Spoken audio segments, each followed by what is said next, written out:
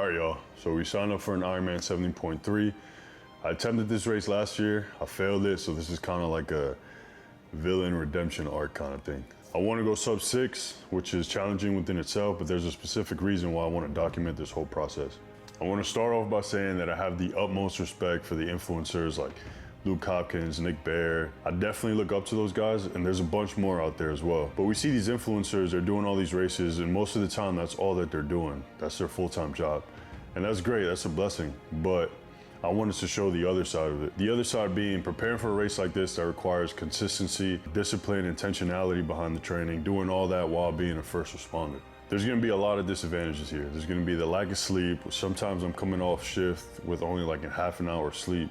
It's the high stress, the adrenaline, the fatigue, and all those things. Most weeks you're getting home and your body's absolutely destroyed. If you saw episode 2, you saw my plan had to change a little bit when it came to the training. That's gonna happen a lot during this process. They did a study that says as a firefighter, it takes your body anywhere from 2 to 4 days to get back to its normal state. Some of us don't have that many days off, and if we do, we're getting right back to it the very next day.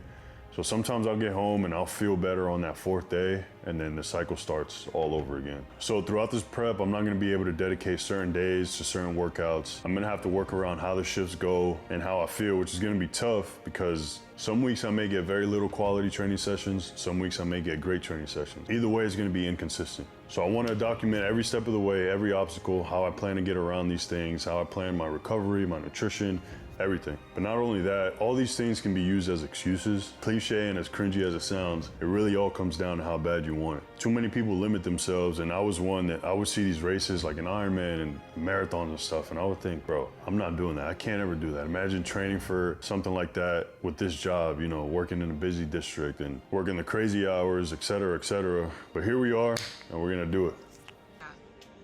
With all that being said, we talked about choosing your department. We talked about choosing the route that you want to take for your department. But before I continue with all of that, I really wanted to go into detail about the reality of firefighting. The other day I got a question and the guy said, man, I know firefighters see all these traumatic events. Like, how do I prepare myself for something like that? And I really didn't know how to answer because I don't think there's an answer for that. That aspect of the job is not really something that you can prepare for. It really comes down to whether you can handle it or not. For those of you that want to work for the big city, coming across something traumatic, it's more a matter of when, not if. But how do you prepare for something like that? You know, like how do you prepare for doing CPR on a baby when their parents are yelling in the back? How do you prepare for walking into a house or an apartment and witnessing the aftermath of a murder-suicide? Like how do you prepare for getting out of the truck and somebody's run over and their body parts are laying everywhere? You know what I'm saying? Like there's not really a way to get ready for that. But whether you can handle it or not, there are gonna be a lot of calls that stick with you. Like for me, I could see all that other stuff, but one call that stuck with me was that doing the CPR on a baby. I had that call and I couldn't really sleep for weeks, just being transparent.